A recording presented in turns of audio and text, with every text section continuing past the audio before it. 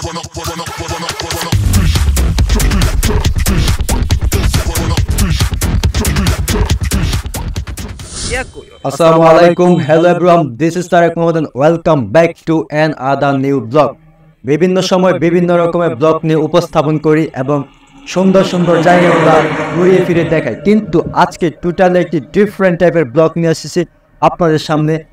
Present করব নতুন কিছু এবং একটা বাইকের রিভিউ আসছে, যেটা আসলে এখনকার সময় এই বাজারে মার্কেট ধরেছে বলা যায়, ওই রকমই একটা বাইক। দেখতেই পাচ্ছেন পিছনে আছে আমার FZS ভার্সন 2 একটা বাইক, যেটা খুবই চমৎকার একটা লুক। আসলে ভদ্রলোকের বাইক বলা হয় বাইকটাকে, সিটি রাইডের জন্য খুবই চমৎকার। যদি বইয়ের ভাষায় বলতে হয় তাহলে বলতে হয় যে এটা একটা FI ইঞ্জিনের বাইক, যা 150 সিসির একটি বাইক। নাম হচ্ছে FZS ভার্সন 2। সামনে এবং পিছনে ডিস্ক ব্রেক ব্যবহার করা হয়েছে। এবার লুকটা যদি বলি, অসাধারণ একটা লুক দেওয়া হয়েছে।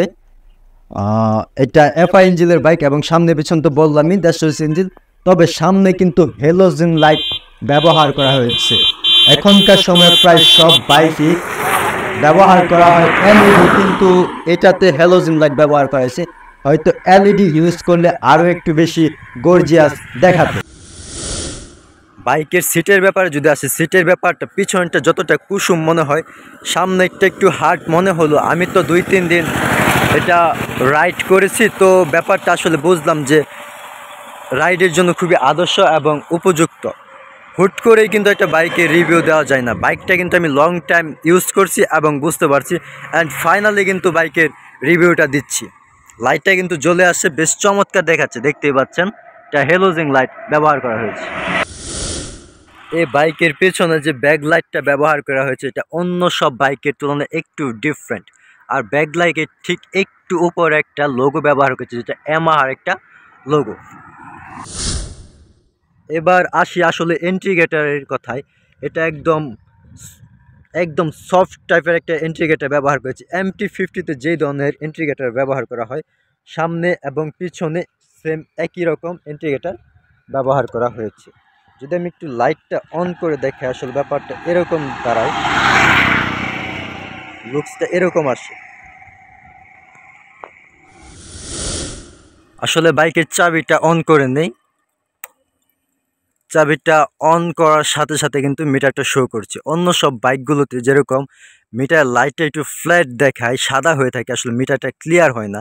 তবে এই বাইকে কিন্তু একটু ভিন্ন রকম, সম্পূর্ণ মিটারটি কিন্তু আপনি ক্যামেরা চোখে একদম ক্লিয়ার দেখতে পাচ্ছেন।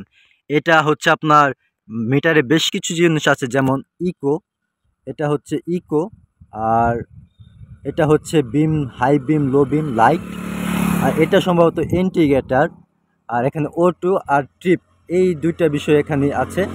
আর তেমন কিছু কিন্তু ব্যাপার স্যাপার নাই এখানে। আর ডান পাশে এটা হচ্ছে ইঞ্জিন কিল সুইচ এবং লাইট এবং স্টার্টের জন্য এই সুইচটি ব্যবহার করা হয়েছে। আর পাশাপাশি এখানে ইন্ডিকেটর, হাই বিম, লো বিম, আর একটা পাস ব্যবহার করা হয়েছে, আর হর্ন। আর বাইকের একটা ব্যাপারটা হচ্ছে যে এটার গ্লাসগুলো ছোট ছোট ব্যবহার করা হয়েছে। লুকিং গ্লাসটা ছোট ব্যবহার করা হলেও আসলে একটা কথা আছে না, ছোট মরিচের জাল বেশি, ঠিক আসলে ওই রকম ব্যাপারটা। বাইকের ফিজিবিলিটি অনেক ভালো। এই বাইকের সামনে 100 সেকশন এবং পিছনে 140 সেকশনের টায়ার ইউজ করা হয়েছে। অবশ্য সাইলেন্সের পাইপটাও জোস দেখাচ্ছে। আর এখানে মোটা টায়ার ইউজ করার কারণে এটা মাটির সাথে খুব সহজে ইজিলি গ্রিপ করে, যেটা অনেক সময় স্কিড করা থেকে বাইককে রক্ষা করে। তাই এটা অনেকটা সেফ বলা যায় এই টায়ার ইউজ করার কারণে। এই বাইকের দামের ব্যাপারটা হচ্ছে, বর্তমান বাজারে এটা 2,34,000 টাকায় বিক্রি হচ্ছে। আচ্ছা, এখন আসি আরও কিছু ব্যাপারে। যদি বলা হয় বর্তমানে সবচেয়ে ভালো ব্রেকিং সিস্টেমের বাইক কোনটা, তবে এক নামে বলতে হয় FZS বা এই সিরিজের বাইকগুলো।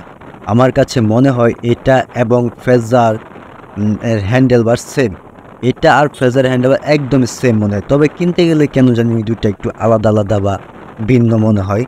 যদি এই বাইকের সাথে হ্যান্ডেলবার আর সিটিং পজিশনের কথা বলা হয়, তবে বলতে হয় অ্যাডজাস্টমেন্টটা একদম সুপার বা জোশ হয়েছে, যে একটা কথা আছে না, ওই রকম জোশ বা সুপার হয়েছে।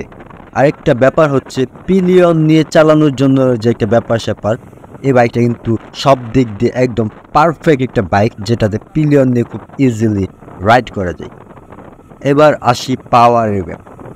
150 সিসির একটা বাইক থেকে আমরা তো পাওয়ার আশা করব, তবে এই বাইকের রেডি পিক আপ একটু ল্যাকই বলা যায়। এটার মানে এটা নয় যে এটা ওভারটেক করা যাবে না, কমফোর্ট পাওয়া যাবে না, এমন নয়। আসলে এটার ব্যাপারে বলা যায় কিলোমিটার সেগমেন্টে এটা একটা বেস্ট বাইক। এটা দিয়ে আপনি ইজিলি ওভারটেক করতে পারবেন। তবে যে বললাম না রেডি পিক আপটা, এটা একটু কম মনে হয়েছে। অনেকের ধারণা বড় বাইক অ্যাক্সিডেন্ট পসিবিলিটি বেশি। আসলে এটা একটা ভুল ধারণা। বড় বাইকগুলো এমনভাবে ডিজাইন করা হয় এবং ব্রেকিং সিস্টেম বেশ পাওয়ারফুল করা হয় যেন কন্ট্রোলিং ভালো হয়, যার ফলে অ্যাক্সিডেন্ট পসিবিলিটি অনেকাংশে কমে আসে। বিশেষ করে এফজেড ভার্সন 2 ভার্সন 3 এগুলো অ্যাক্সিডেন্ট রেকর্ড অনেক কম। আপনি দেখবেন হিস্ট্রি ঘাটাঘাটি করলে আসলে এই বাইকগুলার অ্যাক্সিডেন্ট পসিবিলিটি অনেক কম। আসলে কমিউটার সেগমেন্ট স্পেশাল বাইক তো এগুলো ব্যাপক সুন্দর করে ডিজাইন করা হয়েছে। আসলে দোষ ধরলে দোষের কোনো শেষ নেই, আবার গুণ খুঁজলে গুণেরও শেষ নাই। গ্রিপগুলো এত শক্ত দিছে হাত গামলে স্লিপ করে, আবার ক্লাসে অ্যাডজাস্টমেন্ট, গিয়ার সেফটিং বেশ বলা যায়। একটা বিষয় মনে রাখতে হবে যে একটা বাইক কখনোই সবার মনের মতো হবে না। যদি আমি আমার মতো করে বলি, এটা একটা আদর্শ বাইক। স্পেশালি যারা সিটি রাইড করে এই বাইকটা তাদের জন্য বেস্ট বলা যায়। যদি মাইলেজের ব্যাপারে বলি তাহলে এটা বলতে হয় যে বইয়ের বাসায় যেভাবে বলছে যে এটা সিটিতে 40 কিলোমিটার পার আওয়ার পাওয়া যাবে এবং হাইওয়েতে 45 কিলোমিটার পাওয়া যাবে, এমনটা বলা যায়। তবে মাইলেজের বিষয়টা মেনটেনেন্সের উপর বেশ নির্ভর করে। যে যত সুন্দর করে মেনটেন করবে বাইকটা, এই কিছু ব্যাপার স্যাপার থাকে যেখানে মাইলেজ অনেকটা ভালো পাওয়ার ব্যাপার স্যাপার রয়েছে। ওভারঅল এই বাইকটা একটা জোশ একটা বাইক, সার্বিক দিক থেকে বেশ ভালো লাগছে। এটা নিয়ে আমার কোনো অভিযোগ নেই। আসলে আমার একটা ছোটোখাটো রিভিউ দেওয়ার ব্যাপার ছিল বাইকটা আমার কাছে কেমন। এই তো তাহলে আজকের মতো এখানে শেষ করছি। খুব শীঘ্রই আসছি নতুন কিছু নিয়ে। ততক্ষণ ভালো থাকুন, সুস্থ থাকুন, এমনটাই প্রত্যাশা করি। আর যেটা বলতেছিলাম যে যদি আমার চ্যানেলে নতুন হন তাহলে অবশ্যই লাইক, কমেন্ট, সাবস্ক্রাইবের মাধ্যমে পাশে থাকবেন এবং প্রচুর কমেন্ট করবেন আসলে কি মিসিং, কি আছে কি নাই। ওকে, তাহলে এখানে শেষ করছি। বাই, আল্লাহ হাফেজ।